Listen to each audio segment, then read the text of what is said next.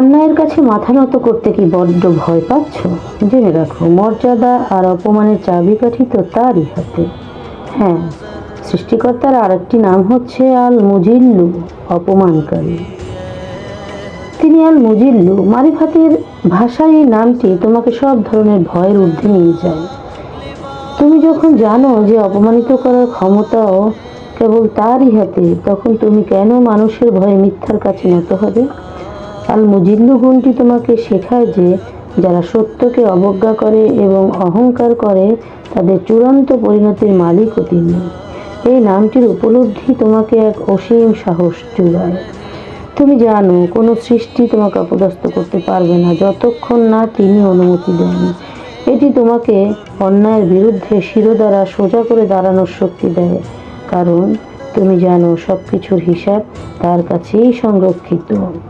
তিনি আর কেউ নন, তিনি আল মুজিল্লু বা অপমানকারী।